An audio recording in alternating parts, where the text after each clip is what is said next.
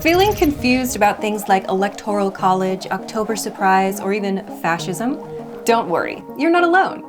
I've selected some keywords from this election that get thrown around more than a ping pong ball in a frat house, and you're gonna learn what they mean once and for all. US citizens, watch this video so you can be informed when you vote. International viewers, watch this video so you can follow along with all the weirdness you see us do every 4 years. Let's go. Let's begin with some election structure and process vocabulary. First, let's take a look at the Electoral College. The Electoral College refers to a group of people who vote for the President of the United States. That might be confusing because don't the people of the United States vote for the President? Well, yes and no. Here's a simple explanation of the system. 1. The people vote and then those votes are tallied. 2. The electors in that state cast their votes for whichever candidate won the popular vote in the state. The number of electors in each state is based on the number of senators and representatives it has. 3. In order to win the presidential election, the winning candidate must receive a majority of the Electoral College votes. That's 270 votes out of a total of 538. This system works because most states, except Maine and Nebraska, have what's called a winner-takes-all policy, meaning that whichever candidate wins the popular vote in the state will receive all the votes from the Electoral College members. An elector who does not do this is called a faithless elector.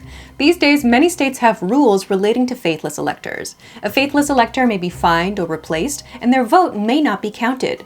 So technically, while the Electoral College reflects the popular vote total in each state, there's no guarantee that the resulting candidate will also be the winner of the popular vote across the whole country. All of these weird concepts came together in a very recent example, the 2016 election between Hillary Clinton and Donald Trump. Trump won 304 Electoral College votes but lost the popular vote. Clinton won the popular vote by about 2.8 million more votes than Trump but lost the Electoral College vote with only 227 votes total. Additionally, there were 7 faithless electors in this election. With that keyword and giant explanation out of the way, let's go to the natural next vocabulary word here, swing state. A swing state is one that can go back and forth between voting for a Democrat or Republican in an election. It's like a swing. It's a state that could go in either direction in terms of votes. These states might also be called battleground states, and it's where candidates tend to spend a lot of time campaigning. A big criticism of the current US presidential election system is that swing states are the only states that really matter in the lead up to the elections. They have a disproportionate effect on the outcome of the voting process because the state could choose either candidate. Voters in swing states get tons of advertisements, events to attend, opportunities to ask the candidates questions. Voters in non-swing states get to watch all of that happening in the media. Swing states are going to be the focus of a lot of attention as the election results come in. Now let's talk about the weirdest word in this whole video, gerrymandering. Gerrymandering means drawing district lines on a map. That might sound pretty innocent, but gerrymandering is done to try to create an advantage or disadvantage in an election. Here's a visual. Let's say there are 3 districts in this example. There are 3 candidates that can be elected in each district. But depending on how the districts are drawn, the outcome of these votes is different. In the first example, the purple candidate wins all 3 districts. That doesn't make sense, because purple got 9 votes total, and orange got 6, but orange isn't represented in the outcome of the vote. In the second, the lines are drawn so that there are 2 purples and 1 orange winner in the districts. This appropriately reflects the split of the votes. In the third example, the orange candidates win 2 out of the 3 districts, and purple gets 1, which is disproportionate because they only received 6 votes and purple got 9. As you can see, at a large scale, say all of the USA, gerrymandering can create a big problem really fast. And consider this is happening on very local election levels too. Big implications there. Here's a hilarious fact. Gerrymandering used to be pronounced Gerrymandering because the guy it originated with had the surname Gary, and the mander in the word is because people thought a redrawn district was in the shape of a salamander. Seriously, that's a true story. Here's a scan of the news article from the 1800s. Okay, let's move on to the next category, election funding and influence. Okay, this next term is really a pair of terms, PACs and super PACs. A PAC is a political action committee.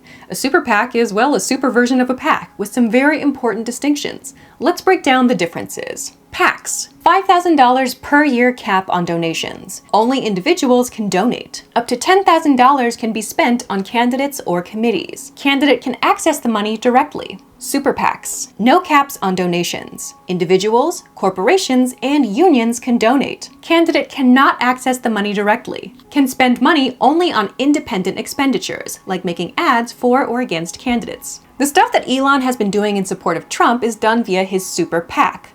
There are also a lot of questions about whether his methods constitute election fraud, which we'll get to in the next section. Next, let's talk about secret spending groups, which are also sometimes called dark money groups.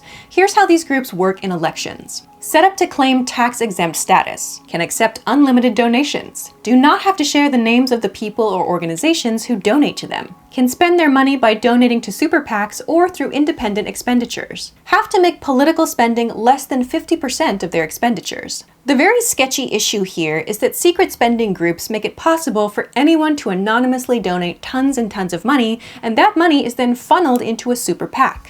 There's no way to know who might be spending crazy amounts to try to rig an election, and creates a culture where secret influence by mega wealthy people is possible. Now that we know more about how money works in elections, let's move on to talking about some election controversies and challenges. First, a big topic in the 2024 election, voter suppression.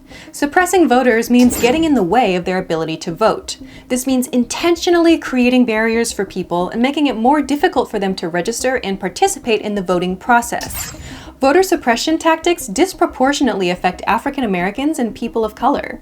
There are a lot of really sneaky and awful ways this is done. Having to prove citizenship to get registered to vote, requiring a document like a passport or birth certificate, making voter registration time periods highly restricted, making it a crime to provide food and water to people waiting to vote in Georgia, where lines get very long, arresting people for honest mistakes made during the voting process, voter purges, where people are removed from voter registration lists because of flawed data or due to inaccurate information. For reasons like these, it's really important to check your voter registration early and make plans to vote earlier rather than later. Next, let's get into a topic that seems to get hotter and hotter with every election: election interference. There are so many ways to interfere with an election. Here's what's classified as election interference. Electoral fraud, which is committed by buying votes or impersonating a voter. Foreign electoral intervention, where, say, another country could buy lots of ads on social media networks to try to influence voters in the USA. Illegal electioneering, like campaigning too close to an election place. Trying to confuse voters by recruiting additional candidates to run for elections that have the same name as existing candidates, and use of public funds to persuade voters. This is something that Elon Musk is suspected of being guilty of in the 2024 election. Through his super PAC, he's been offering a daily $1 million prize at random to any registered voter in a swing state who signs a petition to support free speech and the right to bear arms. The criticism is that this contest is bribing people to register to vote, which is illegal. Onward. You've probably heard of disinformation and misinformation, and there's a difference. Misinformation is information that is incorrect by mistake. Someone honestly got the information wrong and spread it around. Disinformation, on the other hand, is, as the saying goes, fake news. It was completely fabricated, totally not real. Someone cooked up the whole story. And electoral disinformation is running rampant. Just the most insane stories you can think of at this point. Everything from conspiracy theories to bizarre everyday lies is out there to find on the internet.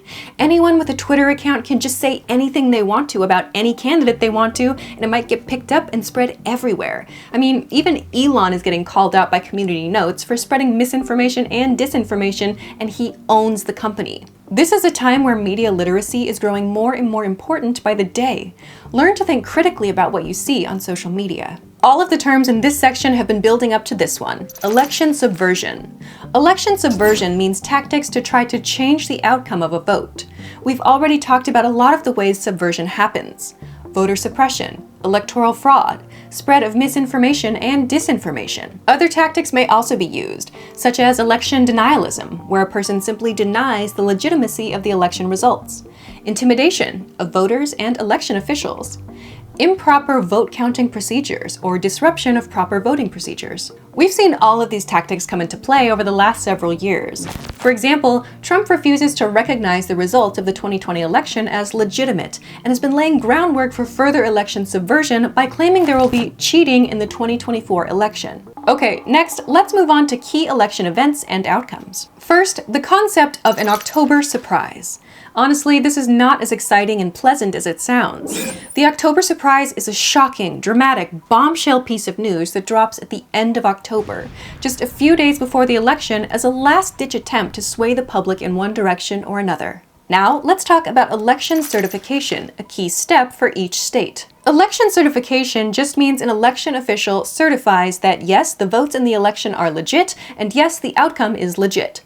Election certification is not the process of verifying vote totals and looking for errors in votes and fixing irregularities.